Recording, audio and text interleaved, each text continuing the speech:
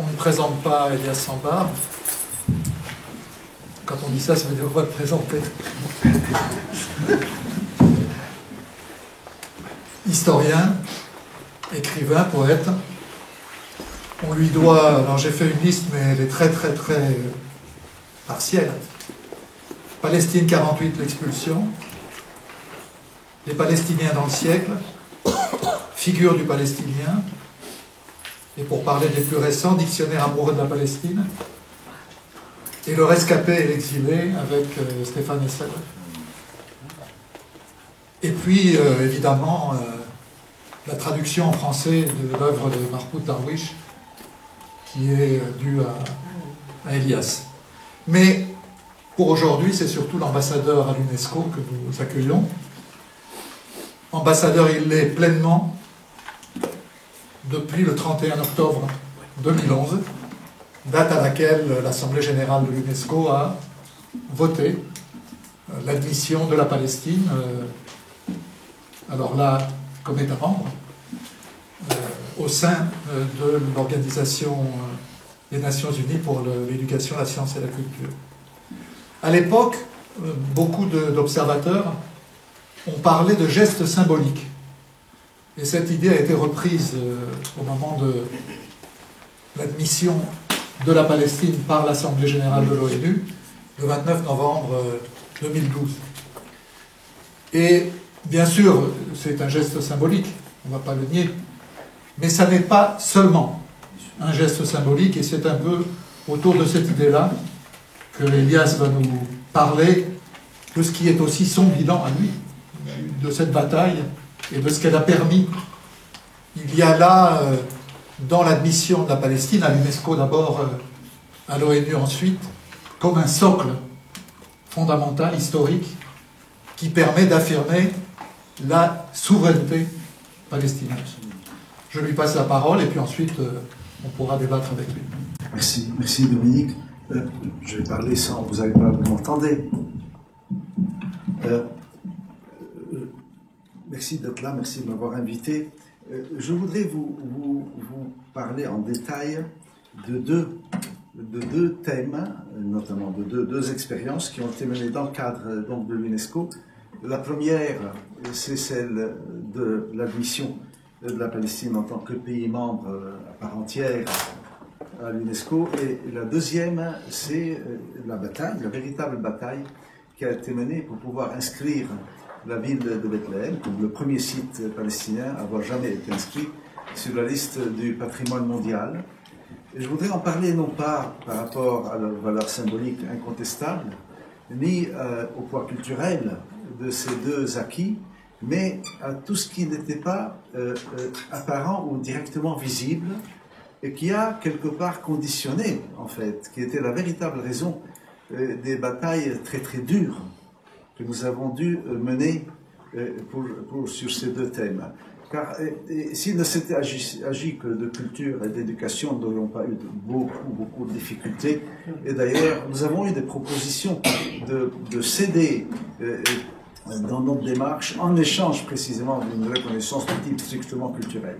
Beaucoup de gens, comme d'habitude, en essayant un peu de dénigrer le travail, et malheureusement certains qui sont dans le camp des partisans de la cause palestinienne ont, pour certains, parlé de symboles, mais d'autres même d'un prix de consolation. Les pauvres, ils se fatiguent tellement qu'il faut bien de temps en temps leur lâcher quelque chose. Je me souviens, le prix de consolation, même je l'ai entendu dans plusieurs émissions, notamment à France Culture.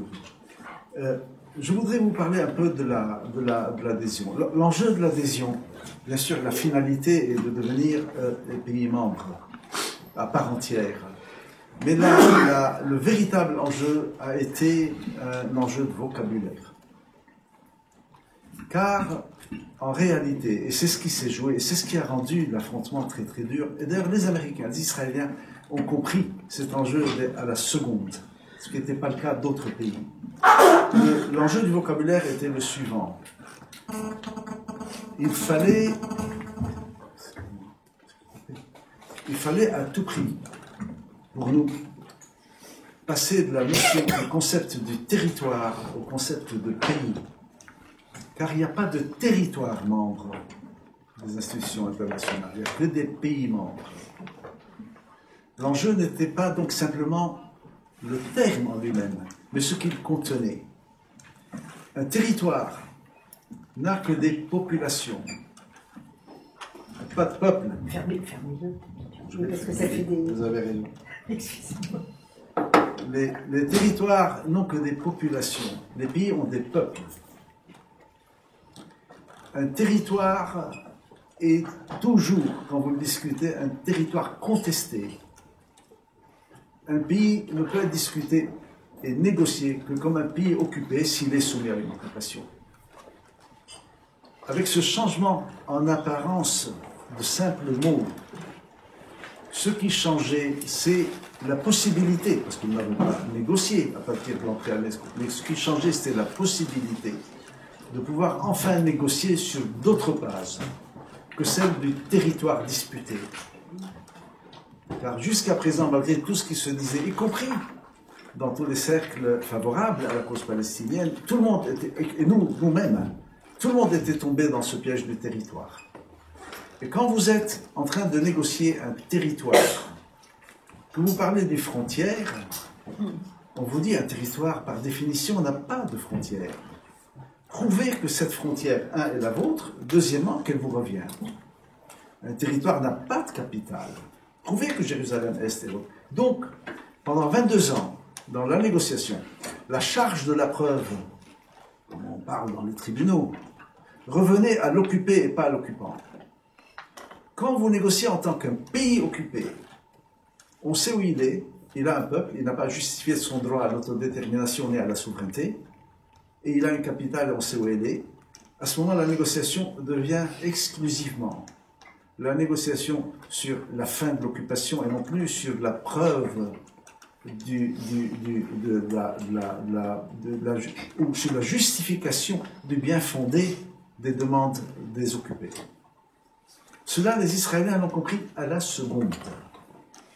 Et il y a eu un épisode extrêmement intéressant, et ce n'était pas l'Europe, bien que cette mission ait été envoyée par Ashton, qui était une espèce de duplicata de M. Blair, qui est une catastrophe permanente. Ashton envoie à un moment à la délégation chez moi 5 délégués de Bruxelles, dirigés par une fonctionnaire grecque de l'Union. Ils arrivent, elle me dit, voilà, nous venons avec un package deal.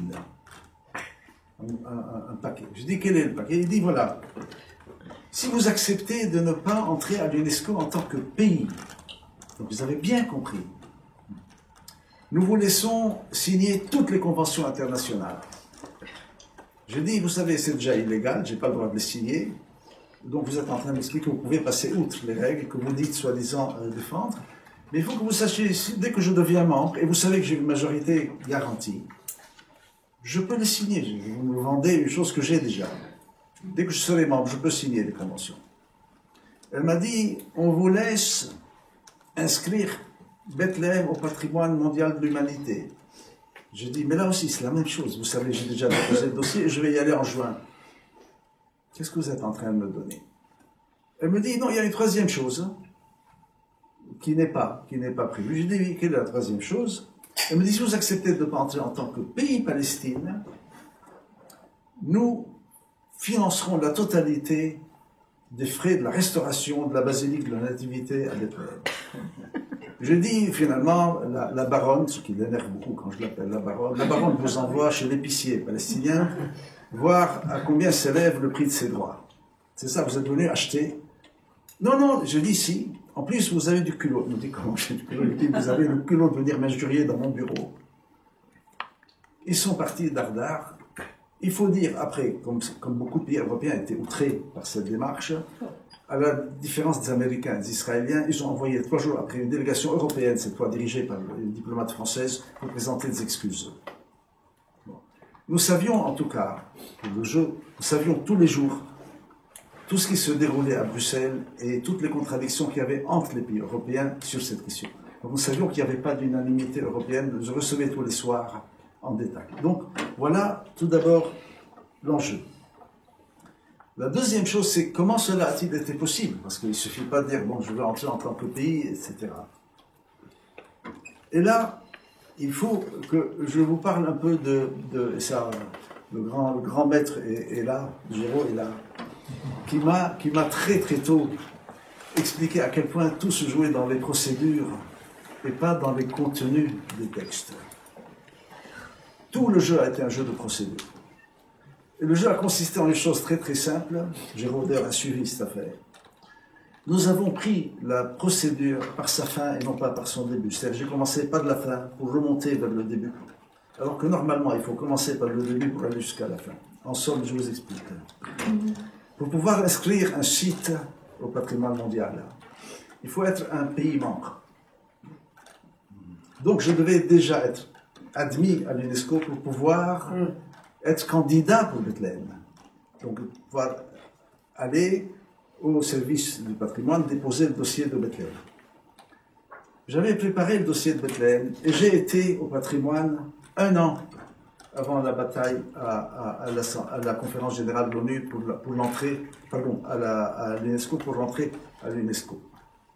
Et j'ai dit voilà, je viens déposer une demande d'inscription, candidature de la ville de Bethléem au patrimoine mondial.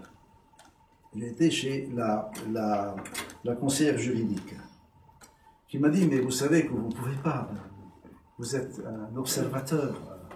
J'ai dit oui, vous n'imaginez quand même pas que je suis venu vous voir sans lire la procédure. Bien sûr que je sais, mais je veux que vous notiez que je veux inscrire Bethléem et que parallèlement, je vais commencer, moi, les formalités pour devenir membre. Si la conférence générale me refuse l'admission, vous m'appelez, vous me faites passer un coup de fil, je vous envoie quelqu'un qui reprend le dossier de Bethléem. Pas de problème. Mais si la conférence générale m'admet, à ce moment, mon inscription, ma candidature aura été homologuée à temps et vous ne pourrez pas me retarder. Elle m'a dit, ça n'est pas possible. Je lui ai dit, si, mais je vais vous dire pourquoi c'est possible. Elle m'a dit, pourquoi? Je lui ai dit, je connais la procédure. Mais je considère que vous êtes en train d'utiliser la procédure en la détournant pour le simple fait de bloquer mon pays. Honnêtement, ce n'est pas un respect de la procédure, vous vous moquez de vous-même et vous savez que vous n'arrivez pas à vous moquer de nous. La procédure, vous êtes en train de l'employer pour me bloquer. Si vous jouez ce jeu en utilisant la procédure, non pas comme elle doit l'être, mais contre moi, contre mes droits, moi je bloque toutes les réunions de l'UNESCO et vous savez que je peux, mais que je n'ai pas une voix au vote. Elle me dit, je dois consulter New York. Je lui ai dit, pourquoi vous devez consulter New York? Elle me dit, le conseiller juridique à New York. Je lui ai dit, vous n'êtes pas ma conseillère juridique, je viens vous raconter ce que je vais faire. Je ne vais pas vous consulter, j'ai un conseiller juridique d'ailleurs, qui m'a déjà conseillé. Vous voulez conseiller votre conseiller qui vous conseille pour vous, consultez-le, moi. Mais ça ne change rien, je ne suis pas venu vous demander une consultation. Ça s'est joué comme ça. Et voilà je lui ai dit, donnez-moi juste un reçu que j'ai déposé le dossier de Bethléem. Elle m'a donné, elle a tamponné la date, j'ai dit, voilà, je suis dans les délais, au revoir.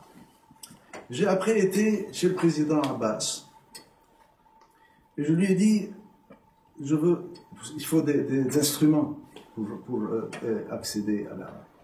J'ai été lui dire, voilà, signe-moi il y a 5 documents à signer, qui sont la demande de la Palestine, au bout de 22 ans après la demande faite par le président Arafat d'accéder à l'UNESCO, pour l'admission de la Palestine en tant que pays membre. Et nous avons signé tous les papiers au nom de l'État de Palestine, ni l'OLP, ni l'autorité nationale en Cisjordanie et Gaza. Comme pays. Il les a signés, je les ai pris, j'ai été chez la directrice générale. Je lui ai dit, voilà, je ne viens vous demander qu'une seule chose, vous jouez votre rôle. Elle me dit quel est mon rôle. Je lui ai dit, la conférence générale est souveraine. Ce n'est pas la direction générale qui reçoit ou ne reçoit pas les pays membres, c'est les États qui sont souverains. Est-ce que vous pouvez jouer votre rôle, à savoir porter ces instruments au secrétariat de la conférence générale et les mettre à l'ordre du jour? Je ne vous demande pas plus. Ne m'aidez pas, je ne veux pas d'appui, et ne me combattez pas. Jouez votre rôle, vous transmettez. Votre rôle est juste de transmettre. Et là, elle a été extrêmement honnête, elle aurait pu avoir peur, elle a transmis. À partir de là, l'adhésion était lancée et le rendez-vous était pris pour l'inscription de Bethléem au patrimoine mondial. C'est comme ça que ça s'est joué. Ensuite, ça a été les rapports de force et les pressions très très fortes pour que nous reculions. Nous n'avons pas reculé. Après, c'était juste une question d'entêtement. Et nous avions énormément de voix. Il faut dire que concernant la France, puisque nous y sommes, Juppé était à fond contre l'entrée de la Palestine. Juppé était complètement sur les positions américaines, il faut le dire, quoi qu'on en pense. Louis est arrivé de l'Élysée chez Sarkozy. Sarkozy qui est passé outre la demande de Juppé. Probablement grâce à un certain travail fait par des conseillers diplomatiques à l'Élysée que j'avais eu. Quelqu'un m'avait conseillé en disant ne perds plus ton temps avec le quai, passe directement vers les conseillers diplomatiques. C'est ce que j'ai fait avec plusieurs rencontres. Ça a porté ses fruits. Et il faut dire que quand le oui français est arrivé, il y a eu beaucoup de voix européennes qui ont basculé, qui avaient même annoncé autre chose, qui sont passées notamment de l'abstention au oui. Bon, cette demande, donc, fondamentalement, elle est peut-être symbolique, certainement, mais elle est surtout une espèce de rendez-vous pris dans le cadre d'une reprise de n'importe quelle négociation. Nous négocions en tant que pays. D'ailleurs, je ne sais pas si vous avez suivi, après cela, le président de la Palestine n'a plus utilisé que le fait que nous ne sommes pas un territoire disputé. Et je suis passé dans toute la correspondance à l'UNESCO, et si vous pouvez le faire aussi, je n'utilise plus du tout le pluriel. Je dis le territoire palestinien occupé. C'est le territoire du pays palestinien, ce n'est pas les territoires occupés. Donc, je suis partout passé au singulier. C'est très important, ce n'est pas simplement des jeux de mots. Après, vous le sortez à table quand vous négociez. Vous dites, voilà, je me présente en tant que tel. Ce n'est pas une question de singulier et de pluriel. Ça, c'est un peu l'entrée. Et là, quelque part, bon, nous avions beaucoup synchronisé la chose avec notre ambassadeur à l'ONU. Et là, quelque part, facilité après la poussée à l'Assemblée générale. Malheureusement, je crois que nous avons fait une erreur en perdant un an à nous entêter à entrer au Conseil de sécurité, parce qu'il était certain que, vu la distribution du Conseil, on n'aurait pas les 2 tiers des voix. Et ça s'est bloqué sur une voix, d'ailleurs. On a passé un an à essayer d'avoir une voix, qui était celle du Portugal, si je me souviens bien. Oui, Portugal. Et donc nous avons perdu un an, mais bon, en tout cas, ça s'est fait un an plus tard. Le patrimoine mondial. Vous voyez, tout ça est finalement, bon, bien sûr, il y a beaucoup de culture, mais il y a aussi beaucoup d'autres choses. Patrimoine mondial, il y a 3 ans, Benjamin Netanyahu fait un discours émotif, un discours très sentimental, dans lequel il dit vous n'imaginez pas la place affective que tiennent dans nos cœurs un certain nombre de lieux. Il cite Hébron, il cite le tombeau de Rachel à Bethléem et d'autres lieux. Et je ne sais pas, bon, moi, à la délégation, nous avons dit c'est très très bizarre tout d'un coup ce discours sur ces attachements. Alors, j'ai été au conseil exécutif, j'ai dit, voilà, j'ai un point de supplémentaire. Vous savez, nous avons 6 résolutions à chaque conseil, ce qui est le cauchemar pour les pays membres, parce que ça les embête, c'est à chaque fois des conflits et des histoires. Ils m'ont dit, mais tu as déjà 5. J'ai dit, oui, il y a un sixième projet de résolution qu'il faut à tout prix inscrire à l'ordre du jour. Ils m'ont dit, c'est quoi? J'ai dit, c'est un projet de résolution qui s'appelle Al-Khalil, donc Hébron et Bethléem. Tu as le projet, je dépose le projet de texte. Le projet de résolution contient juste deux articles. Il y a bien sûr des références légales, juridiques. Ensuite, il y a un article qui dit à quel point ces lieux sont importants pour les 3 religions monothéistes, le judaïsme, le christianisme et l'islam. Et un deuxième article qui dit Al-Khalil, Hébron et Bethléem sont partie intégrante et indissociable du territoire de la Palestine. Ils me disent, c'est fou, c'est une évidence. J'ai dit, non, je veux juste inscrire ce fait, cette réalité, pour un acte que ces 2 lieux sont en Palestine. Ça passe. Et tout le monde se dit, bon, il collectionne, il ajoute à chaque fois. Nous arrivons à l'inscription de Bethléem. Et là, il s'est joué une partie extrêmement intéressante sur la notion de frontière. Alors, c'était l'église de Noël et la Nativité. Première réaction israélienne, c'est qui a dit que lorsque nous aurons fait la paix, Bethléem sera chez eux. Donc ils ne peuvent pas l'inscrire. On ne sait pas où sera Bethléem. Ce qui n'était pas simplement le fait de dire j'ai l'œil, il se manque pas mal de l'église. Ce qui était le fait de dire qui a dit que la frontière de 67 est la règle de la négociation. Ce qui veut dire nous ne savons pas, on revient à la notion du territoire. On ne sait pas quelles sont ces frontières. Nous allons négocier et tracer les frontières. Donc pas de recours ni aux références de l'ONU, ni à la question de 67. Donc ce territoire reste indéterminé. Et c'est là que la résolution qui disait Bethléem est partie intégrante indissociable. J'ai dit non, il y a un texte. On sait où est Bethléem, on sait où restera Bethléem. Recule. Ils sont revenus avec une deuxième chose qui explique l'attachement fondamental à Hébron, qui est, bon, d'accord, ils veulent inscrire Bethléem, mais pourquoi est-ce qu'on ne ferait pas un geste vers la paix et pourquoi on ne présente pas Bethléem ensemble? Comme ça sera un acte symbolique, on inscrit ensemble et ce sera une annonce de ce dont sera fait l'avenir. En fait, ce n'était pas Bethléem, l'intérêt c'était Hébron, où ils sont déjà, et où ils ont déjà installé leur souveraineté et imposé uniquement pour les Palestiniens un calendrier d'accès aux mosquées pour la prière, c'est-à-dire une liberté de culte organisée par les autorités israéliennes, ce qui n'est pas un partage, qui est un maître des lieux, mais qui, quelques horaires par semaine, permet à d'autres gens de venir prier dans la mosquée. Et là également, nous avons dit non, et alors là, ça a explosé. Il y a eu une bataille très très dure sur l'Église, mais voilà les enjeux, ce n'était pas simplement ni la fête de Noël, ni les sapins, c'était ça la bataille. Où sont les frontières? En plus, il y avait une deuxième bataille fantastique dans l'inscription de Bethléem.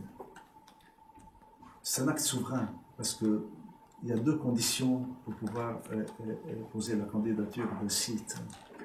La première, c'est sa valeur universelle. Mais là, personne n'allait discuter la valeur universelle de l'Église. La deuxième est que le candidat, celui qui postule à l'inscription, doit avoir le contrôle au sens d'être souverain dans les lieux qu'il inscrit. Alors, cette inscription était un acte souverain après l'entrée en tant que pays. Là encore, ils ont essayé de bloquer. C'était ça le véritable enjeu. Personne n'a contesté l'importance de Bethléem. Et tout s'est joué sur ça. Tout s'est joué sur ça. Et ça a été un point de pitoyable que les Américains en Russie, donc à Saint-Pétersbourg, ont convoqué, ou en tout cas demandé audience aux Saoudiens pour leur dire nous sommes quand même extrêmement choqués que le pays gardien des lieux saints de l'islam se batte pour une église. C'est la grande Amérique anti-intégriste. Et le compte, c'est que les Saoudiens sont immédiatement sortis, ils l'ont annoncé. Donc, vous voyez, je voulais vous parler de ces deux cas pour que vous voyez quels sont les enjeux à chaque fois. Bien sûr qu'il y a de la culture, de toutes les façons. Vous savez, ça fait 22 ans que la Palestine est présente à l'UNESCO, et on n'a pas attendu le mois d'octobre pour faire un peu de culture, un peu d'éducation, un peu de science. On était déjà très très actifs. Ce que ça a ajouté, c'est ça. C'est pas le fait qu'on pouvait enfin faire un peu de culture et d'éducation. Et c'est là où la question du prix de consommation est presque risible. Voilà un peu, je vous ai donné ces deux cas. Je ne sais pas, peut-être qu'on discute ou je peux. Mais moi, il y a le nom d'une ville que tu n'as pas prononcé. Oui. C'est Jérusalem. Oui. Ah, je vais vous... Ah, oui. Et donc, ce serait peut-être intéressant de savoir où en est l'UNESCO sur la question de Jérusalem. Il y a la mise en danger par les soi-disant rénovations israéliennes Je vais vous dire. des lieux saints.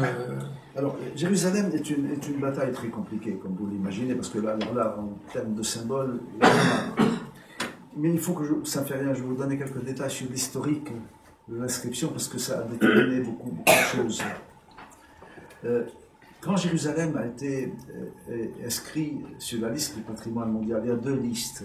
Il y a la liste du patrimoine mondial et il y a une sous-liste qui est la liste du patrimoine mondial en danger, en péril.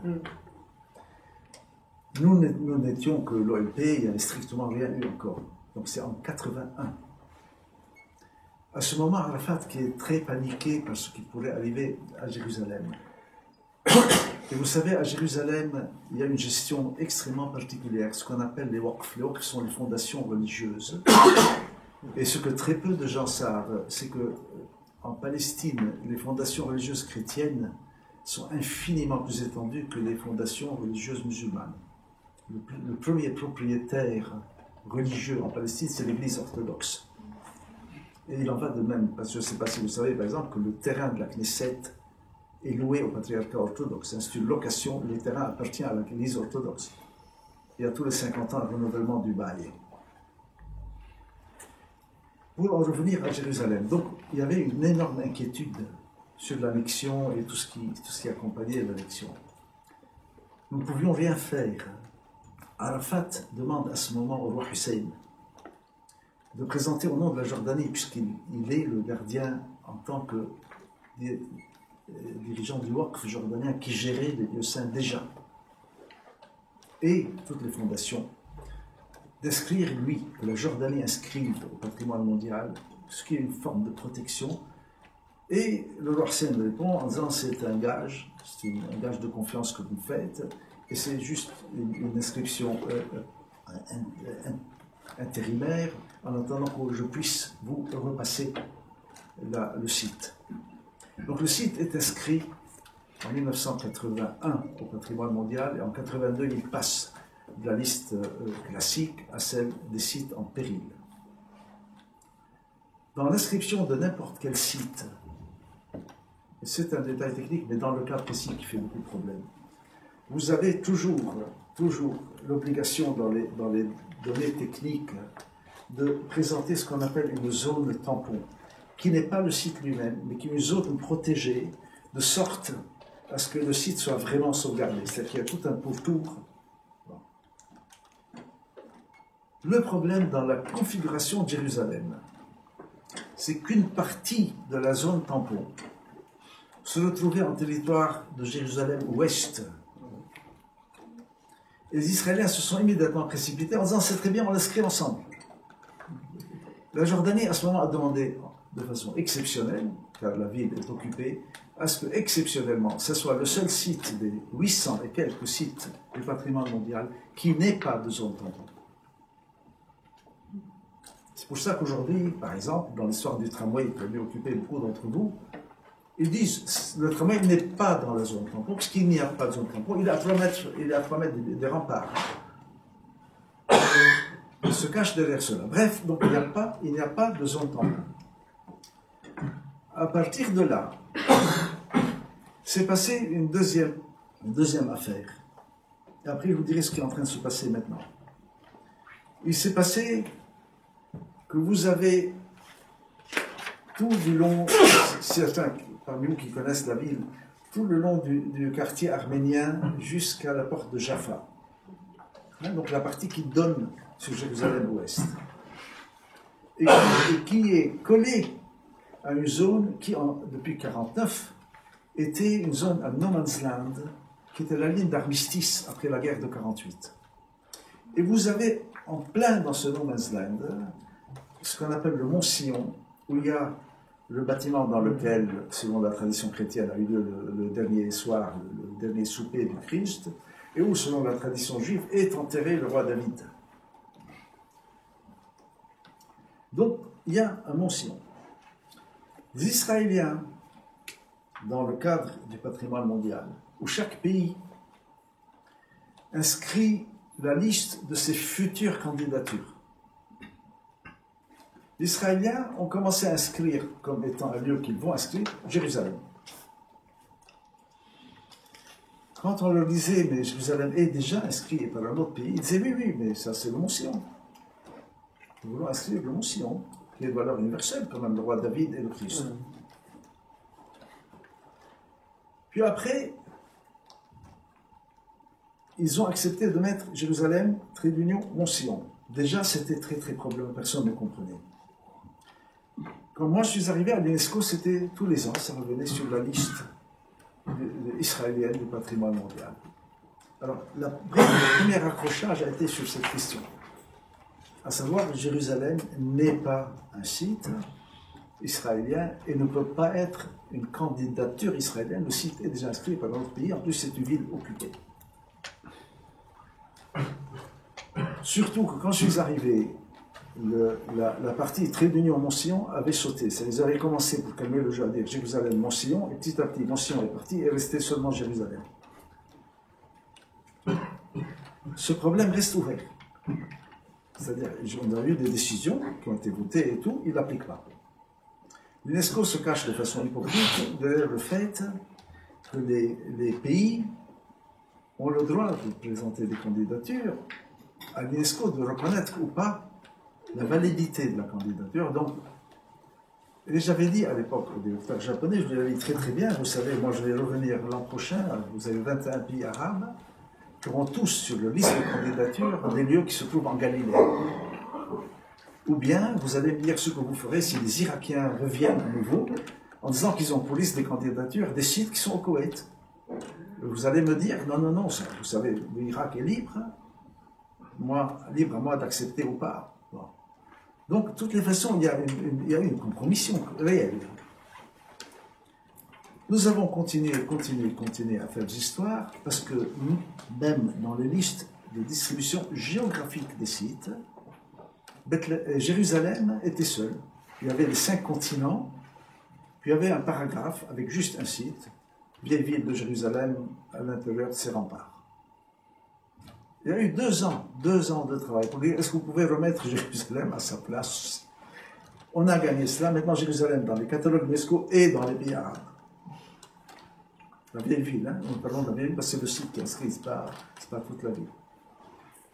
Qu'est-ce qui se passe à Jérusalem pour vous la faire courte?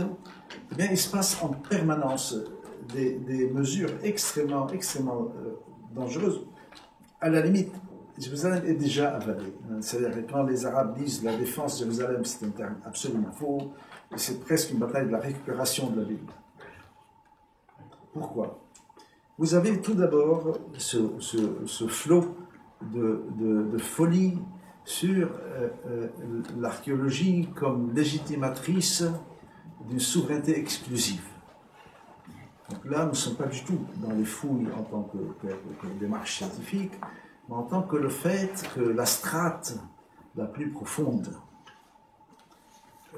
prouve la propriété absolue et exclusive, toujours, de celui qui s'y rattache. Donc, vous savez, l'archéologie, vous creusez, à chaque étage, vous avez une période. Le gros problème dans cette histoire, c'est que si les Israéliens, d'ailleurs, voulaient l'appliquer, ils devraient concéder tout ce qui est aujourd'hui Israël, parce qu'en Israël, aujourd'hui, si vous creusez très très bas, les couches les plus profondes sont cananéennes, elles ne sont pas hébraïques, donc ils devraient les rendre à... Mais bon. Mais en tout cas, ce système est appliqué à Jérusalem, ce qui fait, et c'est une catastrophe, ce qui fait que quand il tombe sur des couches qui ne sont pas hébraïques, en fait hérodiennes, c'est-à-dire de la période d'Hérode et d'architecture romaine, ils les démolissent. Il y a une perte, une catastrophe au niveau scientifique.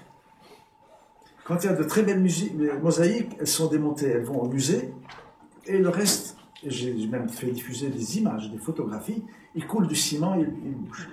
Pour le tracé du tramway, je ne sais plus combien de dizaines de petites églises byzantines ont été rayées de la carte. Donc il y a toujours cette idée, nous allons trouver une strate qui prouvera que nous étions là avant qui que ce soit, donc nous sommes les souverains absolus, exclusifs depuis la nuit des temps, nous ne partageons avec personne la souveraineté. Donc l'archéologie comme démarche légitimatrice. Alors pour couronner le tout, le monopole des fouilles archéologiques à Jérusalem a été donné à une association de colons qui s'appelle l'association Eldad, où il n'y a pas un seul archéologue scientifique. Et nous avons beaucoup de réactions virulentes des archéologues professionnels israéliens qui pensent que c'est un désastre scientifique ce qui est en train de se passer. Mais ça démolit, hein, ça casse. Tout ce qui n'est pas hébraïque est cassé. Donc vous avez déjà cette entreprise de fouille pour fonder une légitimité absolue et exclusive de l'annexion. Parallèlement à cela, il y a toute une série de travaux qui sont des changements dans la ville de construction, là dont je vous passe les détails, mais surtout, il y a un projet extrêmement intéressant. Nous savons, depuis l'époque romaine, que la porte de Damas, hein, cette porte que vous voyez sur toutes les images, a toujours été, selon que ce soit en période mamelouk, ayoubide, croisée, ça a toujours été l'entrée principale de la ville. Or, cette entrée est orientée vers le nord. Et le gros problème, c'est comment arriver sans la bouger, mais à quelque part tourner la ville, de sorte à ce que son entrée principale maintenant s'ouvre sur l'ouest. Donc la porte de Jaffa, d'Abu Khalil. Dans ce contexte, vous avez un énorme projet de musée à l'intérieur des remparts, là où il y a la tour de David.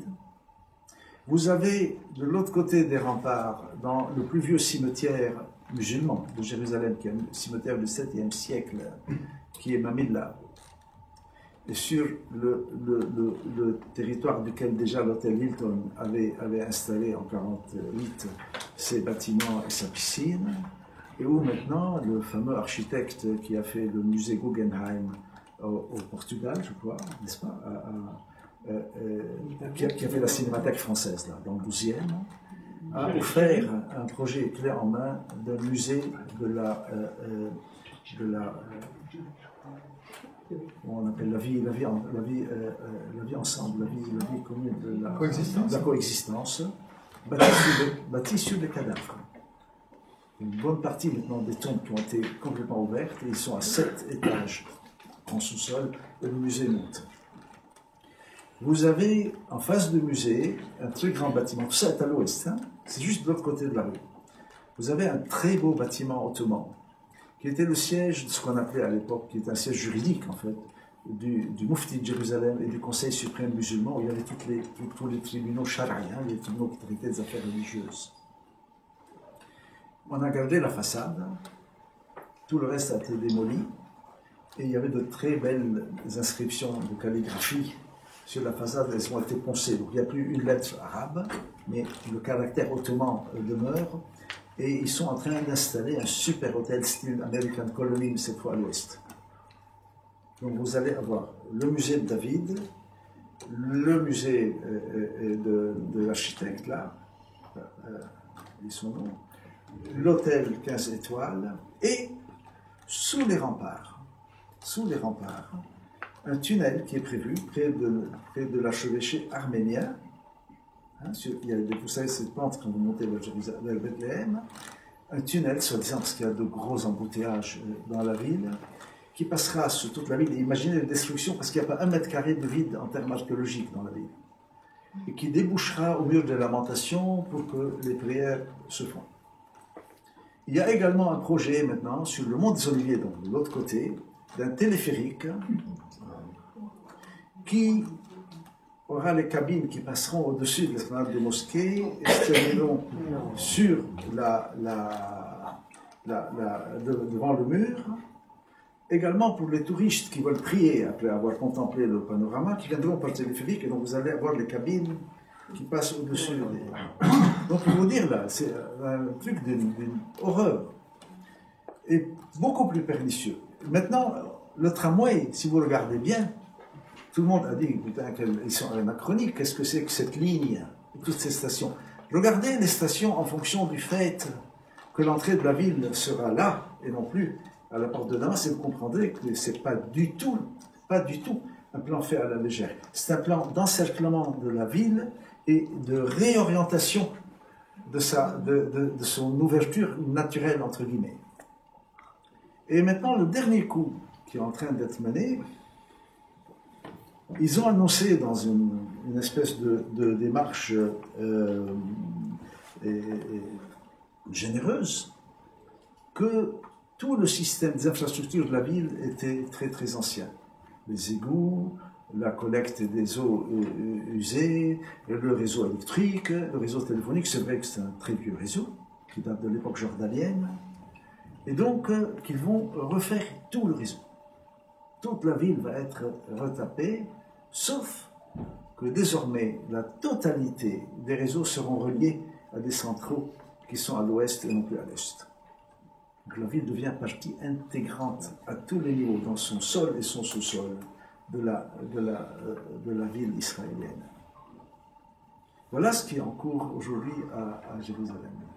Parallèlement à cela, la rue qui va du coin de l'entrée vers l'esplanade des mosquées, Bab Silsila, je crois, jusqu'à la porte de Damas, où vous avez, face au rempart, la quasi-totalité des petits commerces palestiniens.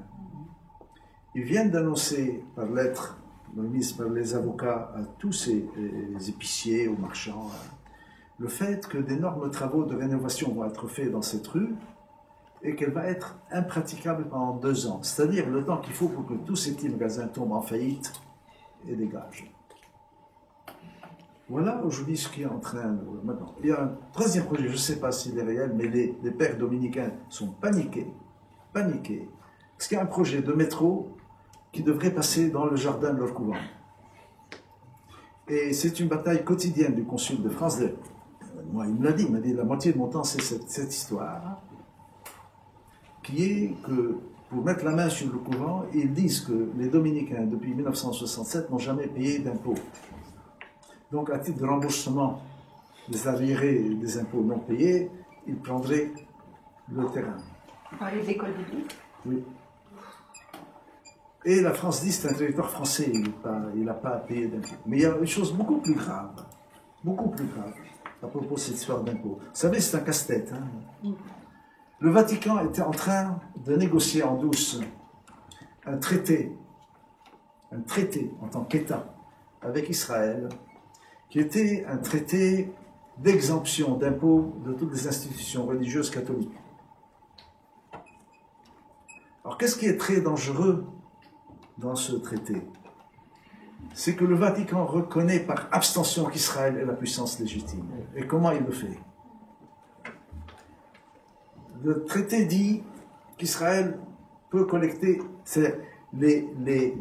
sans nommer, hein, les institutions religieuses chrétiennes sont présentées comme étant les cas d'exception sur lesquels Israël ne peut pas prélever d'impôts. Ce qui veut dire qu'à part ces cas d'exception, Israël est habilité à prélever des impôts. Donc il est souverain. Et nous avons eu vent de l'histoire, et nous l'avons immédiatement passé à la presse. Il y a eu une grosse panique à Rome. Ils nous ont dit non, on va geler les négociations. Ça n'était qu'un projet, sauf que c'est un projet très très douteux. Et en principe, ils veulent reprendre les négociations en janvier.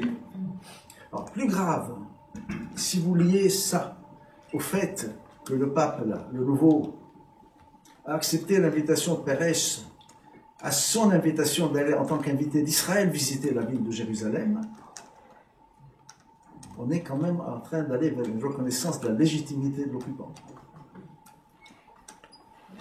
Vous savez, quoi qu'on dise, la directrice générale de l'UNESCO a fait une visite officielle en Israël, elle a refusé de visiter Jérusalem. Parce qu'elle a dit, je vais visiter avec qui? Elle a dit avec nous, elle a dit, non, je ne peux pas, c'est comme si je vous reconnaissais comme la souveraineté sur les lieux, je ne peux pas. Elle n'a pas mis les pieds dans Jérusalem. Nous lui avons dit, si vous allez à Jérusalem, c'est nous qui vous ferons visiter, pas vous. Mais voilà, il y a une bataille folle sur la ville. Et aujourd'hui, là, c'est pour ça que je vais repartir vers 14h. On a une énorme bataille en ce moment parce qu'on a arraché l'envoi d'une mission d'experts, de quatre experts internationaux, pour aller sur le terrain voir l'état des lieux. C'est la première fois depuis 2004 qu'on arrive à avoir cette mission. Et bien entendu, ils n'ont pas pu. Ça a pris des années pendant le travail. Ils ont signé l'accord. Mais depuis samedi, ils sabotent. Et la mission est gelée, et je doute très très fort qu'elle puisse y aller, mais au moins nous aurions montré qu'est-ce qui bloque. Je ne vois pas que la mission parviendra à y aller, mais voilà. Voilà. Donc, si vous avez des questions, profitons-en.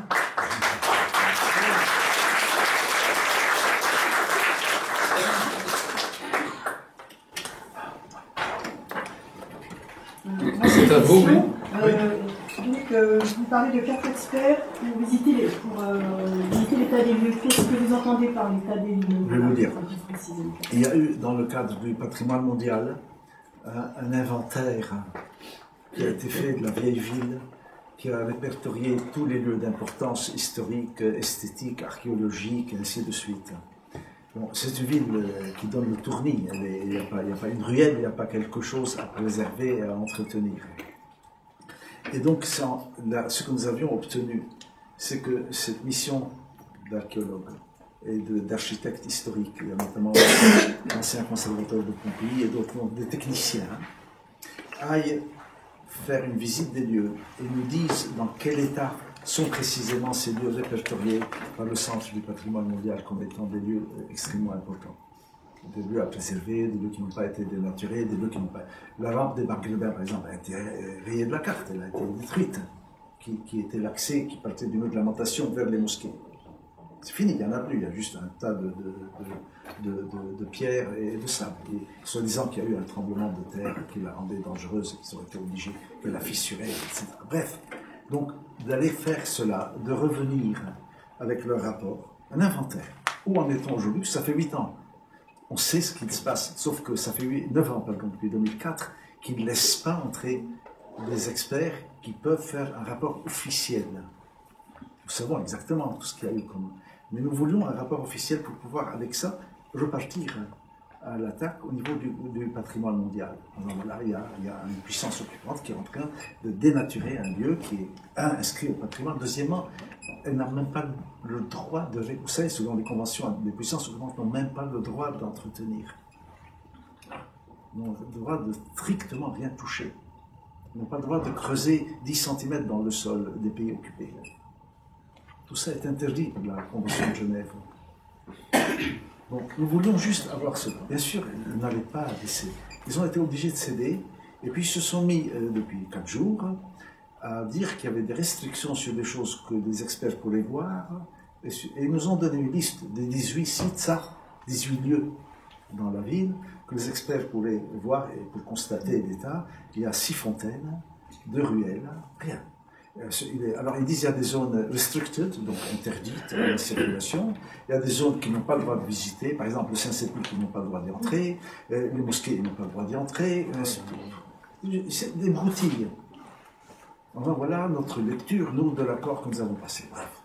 En tout cas, ils se basent sur le fait qu'il y a eu beaucoup de déclarations dans la presse palestinienne qui étaient très virulentes, puisque c'est comme ça, nous on recule.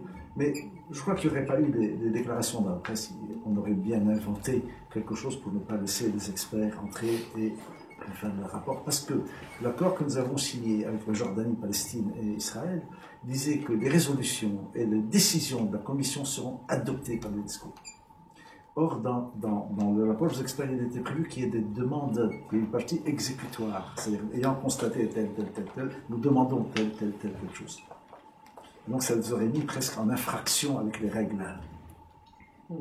Et nous n'avons jamais cru, nous nous sommes battus beaucoup pour que ça puisse avoir lieu. Nous n'avons jamais complètement cru que ça pourrait avoir lieu. Mais il fallait à tout prix montrer qu'est-ce qui bloquait, c'est tout. Et voilà aujourd'hui où nous en sommes. C'est bloqué, les experts devaient partir lundi. Alors maintenant, alors ils nous ont amené des conditions incroyables. Et c'est que 18 lieux. Et nous avons dit, mais c'est même pas votre mission, c'est une mission de l'UNESCO, c'est pas vous qui déterminez ni l'objet de la mission, ni ce que les membres font. Vous êtes un des 3 pays membres qui ont signé, qui se conformeraient aux décisions. C'est pas vous qui... Alors, ils ne sont pas contents avec les gens que nous nommons nous de notre côté, parce qu'il y a des rencontres avec les 3 parties concernées. Ils ne sont pas contents, etc. En disant non, celui-là, non. C'est pas une candidature qui est présentée à Israël. C'est une liste qui a été communiquée au maître d'œuvre, qui est le centre du patrimoine mondial. D'ailleurs, si vous voulez, je vais vous dire moi ce que je pense de votre délégation. Néanmoins, vous l'avez inscrite. Ainsi, non, c'est juste du sabotage prévisible et fatigant. Parce qu'à chaque fois, il faut revenir et revenir et revenir. Mais c'est comme ça, c'est une question de souffle. Et tout. Oui, je vous en prie. Merci. Alors, moi, ma question, c'est est-ce qu'on assiste à une dépolitisation de la population palestinienne, surtout que la paix économique de Salam Fayyad semble s'accaparer de la population, elle est au-dessus de la paix, une réelle paix politique, parce que si on compare l'acte qui a déclenché la deuxième intifada, qui était la visite de Sharon aux mosquées d'Al-Aqsa, et tout ce qui se passe maintenant à Jérusalem, on ne voit pas en fait une réaction réelle de la population palestinienne. C'est dû à quoi, à votre avis? D'abord, je ne suis pas d'accord avec vous sur votre constat pour vous expliquer à quoi il est dû. Je ne crois pas du tout que la population est dépolitisée. Donc déjà, il y a un point sur lequel nous ne nous entendons pas du tout. Je ne crois pas qu'il y ait eu de paix économique. Pour commencer, la population est dans des conditions matérielles terrifiantes. C'est pas vrai qu'il y ait une paix économique. Les gens sont coincés toutes les fins de mois. Il y a des familles qui ne savent pas comment vivre. Le système de l'aide est tout à fait bloqué. Donc il n'y a pas eu de paix. Il n'y a pas de paix économique. Il y a une situation économique extrêmement difficile pour les gens et on ne sait pas comment ils arrivent encore et à tenir et à continuer à se battre. Et c'est là qu'il y a admirable. La deuxième chose qu'il faut dire, donc la situation de la population n'est pas du tout ce qu'on dit, hein, sur le fait au contraire. Par contre, il y a eu un énorme changement et qui ne tient ni à Salam Fayyad ni au général Sharon qui pèse 20 kilos d'après ce qu'on sait, et qui tient à une chose fondamentale. Vous savez, pendant des décennies, si on prend des images sismiques, de tremblements de terre, la Palestine était le seul épicentre dans la région, même quand il y avait d'énormes histoires dans les pays alentours. Les ondes arrivaient de Palestine, et en tout cas, la Palestine, dans n'importe quelle histoire, était le point focal de la référence. Nous sommes entrés dans une phase où vous avez des centres sismiques partout. Les épicentres sont maintenant multiples, et ça fonctionne dans tous les sens, ce qui donne l'impression, c'est une impression, elle est fausse, ce qui donne l'impression que la Palestine est entrée dans une sorte de marginalité. C'est peut-être ça qui donne l'impression que les gens sont moins politisés ou moins combatifs. Parce qu'il y a énormément d'autres lieux de tremblements et de secousses. Ça n'est pas vrai du tout. Par contre, la Palestine pourrait, et à tort, apparaître comme étant devenue une histoire marginale pour les Arabes. Ils sont chacun concernés, ce qui est le fondement de l'énorme erreur que les Israéliens font. Les Israéliens, depuis que le printemps arabe a commencé avec tout ce qui a suivi, sont convaincus que maintenant les Arabes ne sont plus concernés par la Palestine, ils sont préoccupés parce qu'ils sont... Or, je pense qu'il n'y en a jamais. Ce que les Israéliens ne veulent pas voir, bien qu'ils le savent, c'est qu'ils ont été extrêmement protégés par le régime arabe en place. La dictature était très utile, même quand elle les combattait, mais elle était très utile, et que nous sommes entrés dans une phase où la question du refus d'occupation couvre tout le monde arabe. C'est pas vrai que les Arabes ont oublié, même s'ils sont directement confrontés à leurs conflits dans leur pays, à leur bataille pour leur liberté et leur propre démocratie. Mais ça n'est pas dissocié de la question palestinienne, au contraire. Et ça, je crois que ça va être bientôt la très mauvaise surprise que les Israéliens vont avoir quand ils vont voir sur le terrain. Bon, ils n'avaient pas oublié, ils vont découvrir qu'ils n'avaient pas oublié du tout. Mais cette situation actuelle peut donner l'impression que la Palestine sort un peu du jeu. Je vais vous donner un exemple, des choses que nous sommes en train de réaliser, par exemple. Non.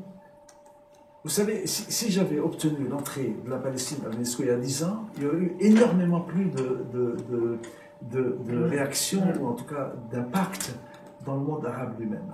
Ça ne veut pas dire qu'ils sont désintéressés, mais qu'ils sont extrêmement pris par des problèmes gravissimes.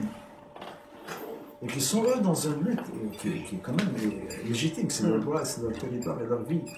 Mais pour vous dire, même cela, ça n'a pas eu bon, bravo, et la presse a dit, mais c'est tout. L'inscription de Bethléem qui est un énorme, parce que c'est vrai que c'est symbolique, vous savez, c'est le premier acte souverain au niveau international palestinien qui inscrit un site en tant que pays souverain. Ce territoire est mien, c'est ma souveraineté. Pas ma propriété, c'est ma souveraineté. Ça n'a pas eu d'impact. Beaucoup de gens étaient très contents, etc. Mais c'est pas grave. Ça n'est pas grave du tout, parce que le fait que ça ait ou pas d'impact n'annule pas l'événement. L'événement est là. Vous voyez? Mais non, je ne vois pas du tout, vraiment pas du tout qu'il y a eu Au contraire, il suffit d'y aller d'ailleurs. Il suffit d'y aller et de voir. Cela dit, la colonisation fait rage, les routes sont tracées partout, les Américains ne font strictement rien malgré tout ce qu'ils disent. Par contre, ils gèlent. Le gros problème avec les Américains dans la négociation, c'est qu'ils ne font rien mais ne laissent personne d'autre faire. Vous savez, au mois de janvier, il y avait une très bonne, honnêtement, une très bonne initiative franco-anglaise, franco-britannique, qui aurait pu débloquer la négociation. Ils l'ont littéralement saboté. Le gros problème aussi, c'est que quand les Américains commencent à saboter, les Français et les Anglais s'écrasent. Parce que si ceux qui avaient élaboré le projet s'étaient entêtés, il n'y avait pas moyen de les casser. L'Amérique est en érosion. Ça, vous ne faites aucune illusion. Il y a une érosion, c'est toujours la puissance mondiale, mais elle est en véritable érosion. D'ailleurs, on le voit, leur impuissance au Moyen-Orient est très claire. En Syrie, vous allez voir le désastre irakien, et vous allez voir le désastre qui va arriver quand ils vont partir de l'Afghanistan. Là aussi, on va voir. Chose terrible. Il y a une érosion incontestable. Et il y a un manque de moyens. C'est plus du tout ce que nous avons connu, et il est très très clair. Nous l'expérimentons concrètement. Je ne suis pas en train de faire des analyses. Il bascule de plus en plus. Tout est en train de basculer vers l'ouest, vers la Chine. Vers la Chine. C'est pas parce que la Chine est plus importante, c'est parce qu'ils n'ont plus les moyens de faire deux choses à la fois. Il faut être dans les deux. C'est fini. Jamais, pendant 22 ans, moi j'étais dans la négociation depuis le début, jamais les Américains nous ont dit nous sommes impuissants. Jamais, c'est un mot qu'ils ne connaissent pas. Puis, pendant 22 ans, quand nous disions c'est bloqué, ils disaient oui, c'est bloqué. Écoutez, voilà ce que vous avez. Si vous êtes content, voici notre numéro de téléphone. Appelez-nous. Pour la première fois, les Américains nous disent officiellement nous n'avons aucun moyen de bloquer la colonisation. Jamais ils l'ont reconnu. Jamais. Obama a refait dans sa dernière visite le premier coup du Caire. Vous savez, si vous regardez bien, qu'est-ce qu'il fait à chaque fois? Il arrive, il fait un discours pour dire je vais vous dire qui je suis. Tout le monde applaudit parce que ce qu'il dit est très très sympathique. J'aime pas la colonisation, j'aime la paix, j'aime l'islam, j'aime... Et après, et c'est ce qui s'est passé chez toi. Dès qu'il sort du discours, tout le monde applaudit dans un formidable, il dit, maintenant que vous savez quels sont mes sentiments, je vais vous dire que je n'y peux rien parce que je n'ai pas de moyens. Et il part. Vous savez, il y a eu un éditorial israélien formidable, le premier jour de son arrivée pour cette visite, dont le titre était « He comes to say goodbye ». C'est le meilleur résumé de toute cette visite. Et il a des conseillers qui lui ont conseillé que c'est un bourbier, fais gaffe, n'y va pas. Et vous regardez bien, est-ce que c'est par hasard que maintenant, pour nous expliquer les choses, est-ce que c'est par hasard aujourd'hui que toute leur guerre est une guerre de clones? C'est pas d'engagement. La frappe, mais pas d'engagement. Et vous avez des textes presque poétiques sur le fait à quel point Obama aime. Il y a un modèle, ça vous dit, qu'il adore. Un modèle de clone qu'il aime beaucoup. Il y a quand même, je crois, 24 000 morts, non, avec ces frappes, dont 80% de civils, en dommages collatéraux. Voilà la situation aujourd'hui. Mais vous savez, nous sommes, honnêtement, pour finir, c'est une situation très très complexe, extrêmement inquiétante, mais les pronostics seraient vraiment de n'importe quoi. Personne ne peut faire des pronostics. Et il faut avoir la modestie par moment de dire « je ne sais pas ce qui va se passer ».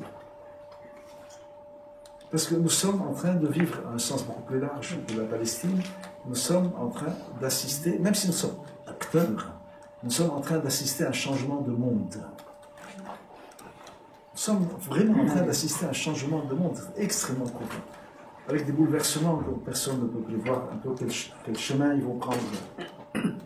Bon, alors c'est passionnant à observer, hein, parce que ça n'arrive pas, on ne peut pas à chaque fois dire qu'on a vu un changement de monde, même pas un changement d'étape ou de période, un changement de monde.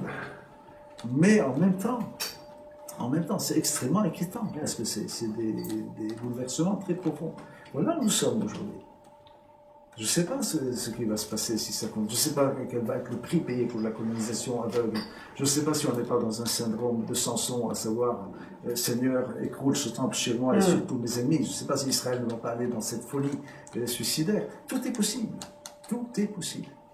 Donc nous faisons que suivre en essayant de dire ce que nous connaissons, ce que nous faisons, mais je crois qu'il est en tout cas très erroné, pas simplement très risqué, de commencer à tirer des conclusions sur voilà comment ça va évoluer et voilà ce qui va arriver.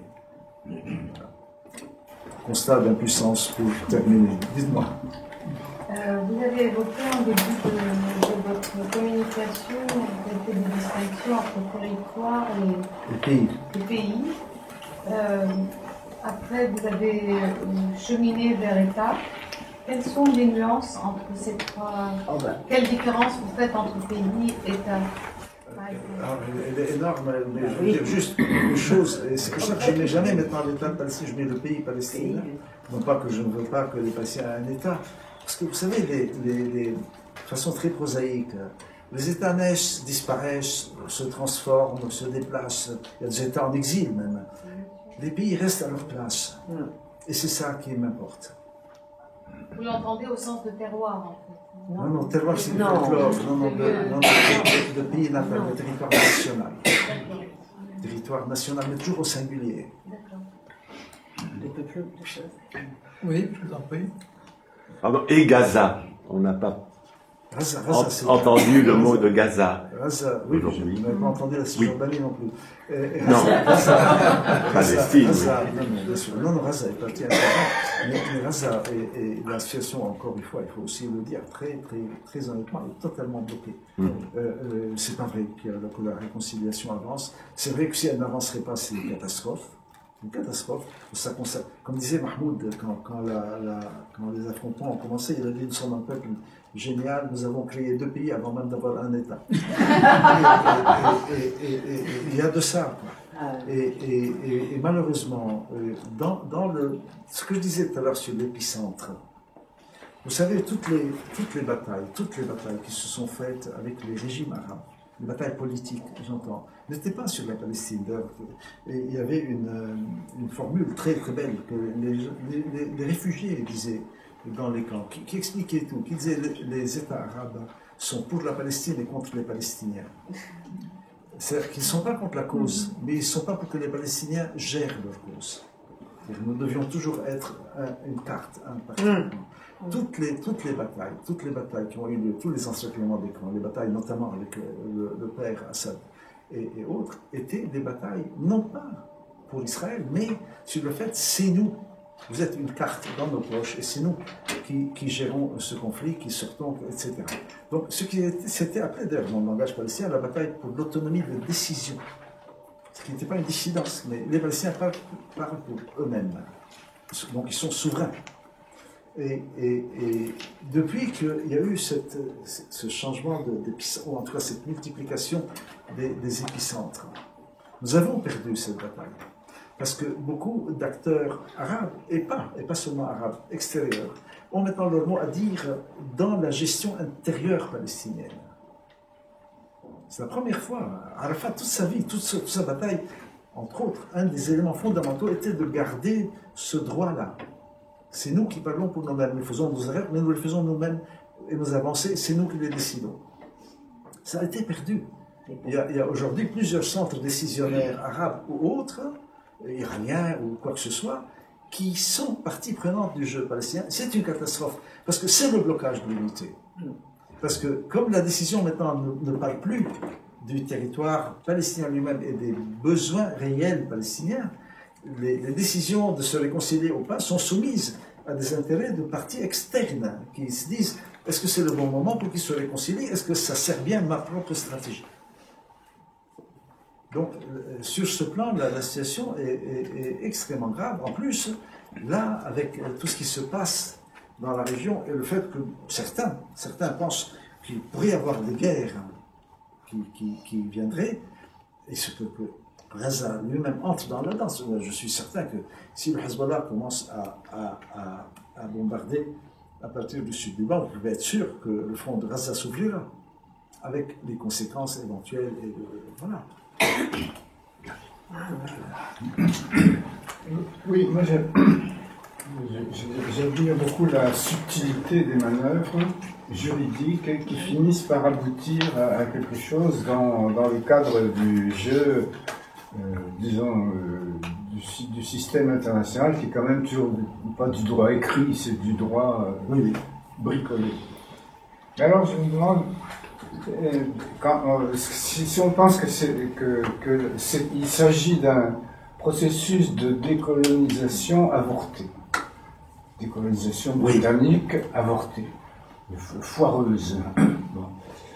Et tout d'un coup, je me dis, mais qu'est-ce qui se passe en ce moment à l'ONU, puisque tout d'un coup, on dit que la France est obligée de faire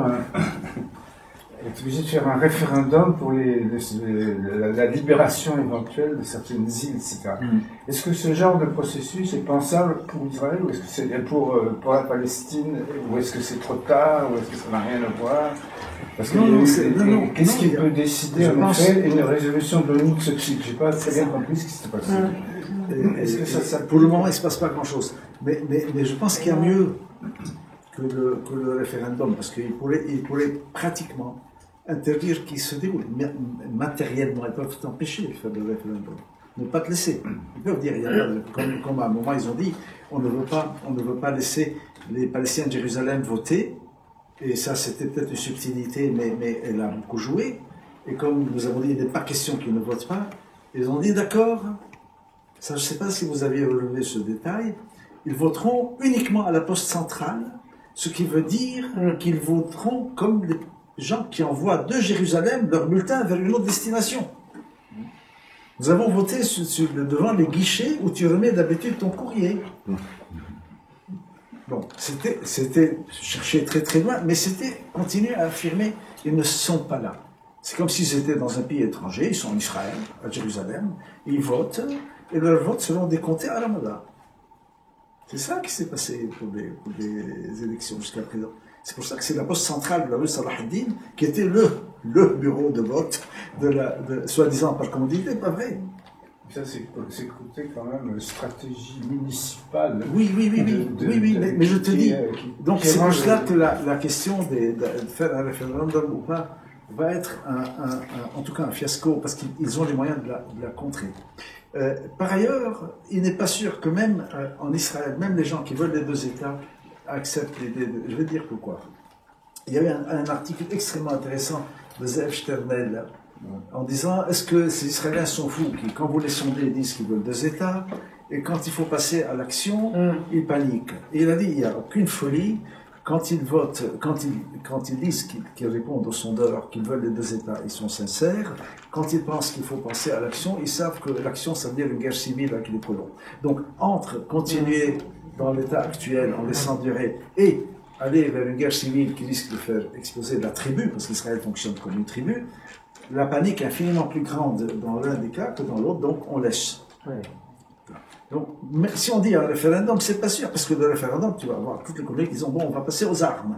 Et c'est pas sûr du tout que. Mais ce qui serait très intéressant, qui semble peut sembler comme étant une histoire fignolée. Mais je ne crois pas qu'on osera le faire, parce que ça, on va recevoir des coups sur la tête si on le fait. Ça pourrait être génial. En ce moment, aucun pays, à part impossible, c'est un pays minuscule, a une ambassade à Jérusalem. Tous les pays de la planète ont leurs ambassades à Tel Aviv. Non, c'est fini. Vous avez plus de 130 pays qui ont reconnu la Palestine à l'Assemblée générale. Dans le cas d'une reconnaissance, en principe, on ouvre des ambassades, les uns et les autres. Si un certain nombre de pays disaient nos consulats, puisque nous avons reconnu à Jérusalem, ont désormais statut d'ambassade, ce qui est une reconnaissance que Jérusalem-Est est la capitale, parce que les ambassades sont dans les capitales. Et si, pour calmer les Israéliens, ces mêmes pays disaient nous faisons le geste simultanément. Si le consulat de France devient une ambassade de France à Jérusalem-Ouest, nous sommes prêts à ce que l'ambassade de France à Tel Aviv se déplace vers Jérusalem-Ouest. Ce qui aurait été, sans négocier, le partage de la capitale. Une reconnaissance de facto de deux souverainetés. Par une simple opération mécanique qui est, il faut appliquer les textes, quand on se reconnaît, on a des ambassades les uns chez les autres. Les ambassades sont dans les capitales, et ce n'est pas unilatéral, puisque nous faisons le pas vers les deux parties de la ville. Ça pourrait être une chose formidable, un raccourci. Mais c'est une preuve de force. Ce n'est pas seulement les trouvailles, parce que ça va cogner sur ça. Mais si certains osaient le faire, le mouvement, je suis sûr, le mouvement serait beaucoup plus ample. S'il est simultané et réciproque, hein, on va chez les deux en même temps. Parce que nous reconnaissons les deux. Voilà une solution et qui ne nécessite pas de reconvoquer une conférence de paix, qui va créer de facto une situation de deux capitales. De facto. Les pays reconnaissent que c'est la capitale. Parce que d'habitude, vous négociez 10 ans, quand vous avez réussi, on vous dit, puisque tu as réussi, je vais te reconnaître. Là, ils peuvent reconnaître. Ça y est, ils ont reconnu. Ça serait... Oui. D'après ce que tu nous dis, moi j'ai une question. Est-ce que notre pays... Casse-cou, hein, oui. Est-ce que tu en as parlé à notre pays et quelle est la réaction? Bien sûr. La réaction, c'est tu es fou. Mais bien sûr. Sauf qu'à un moment, il y a beaucoup de folies qui sont devenues des évidences. Hein. Oui. Ça peut être une très bonne voie. Et en douceur. Donc pour l'instant, il n'y a aucune ambassade en Palestine. Il y a des ambassades arabes à Ramallah. Il y a des consulats étrangers à Jérusalem. Tous les pays de l'Europe ont des consulats. Hein. Les États-Unis ont un consulat à Jérusalem-Est. Puisque Jérusalem est maintenant... la vieille ville de Jérusalem fait partie du patrimoine mondial de l'humanité. Est-ce qu'on ne pourrait pas imaginer, enfin c'est un peu utopique, que ce soit l'ONU qui soit en charge? Il y a eu ce projet-là, vous savez, dans la proposition du partage, il y a eu le projet du concept à l'atome. Et d'autre part, puisque vous parlez de sémantique tout à l'heure, pourquoi est-ce qu'on ne distingue jamais Al-Quds de Jérusalem, en disant Al-Quds est la capitale de la Palestine et Jérusalem est la capitale? Parce que je veux dire, puisque en fait la distinction porte sur la revendication de Jérusalem en tant que... Vous ne pouvez pas dissocier... Je veux dire, au-delà de la géographie de la ville, vous voyez. Vous ne pouvez pas faire une distinction entre une chose et elle-même. C'est elle-même. Vous avez juste traduit Jérusalem en arabe, en arabe. Non, mais je pense à Buda et Pest, enfin des villes comme ça qui se sont reconstituées. C'est pas la même chose. Non, ça pourrait être une ligne de négociation. C'est pas le cas. C'est pas une ville qui a été unifiée pour que vous la désunifiez. Aujourd'hui, il y a bien deux villes qui se collent. Non, c'est-à-dire la question n'est pas de savoir. La question est de savoir vous pouvez garder vous n'avez même pas besoin. Vous pouvez garder les deux villes totalement ouvertes. En tout cas, les deux portions de la ville totalement ouvertes. C'est pour ça que je parle de partage de la ville, pas de sa division. Mais cela n'empêcherait pas la reconnaissance de deux souverainetés distinctes.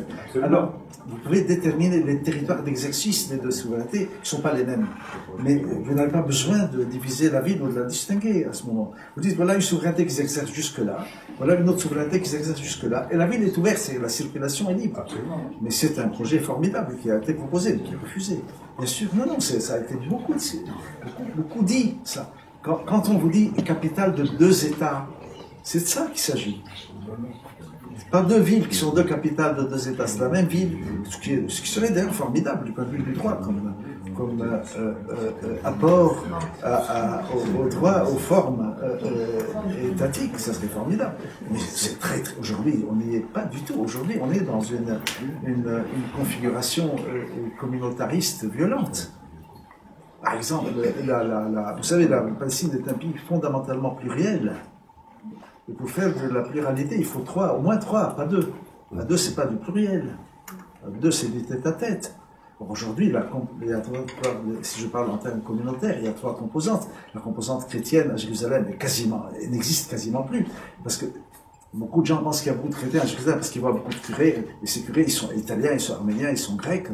la communauté chrétienne palestinienne à Jérusalem, il y a moins de 1000 personnes aujourd'hui. Que des vieillards qui n'ont pas pu émigrer. Absolument criante, je suis tout à fait d'accord.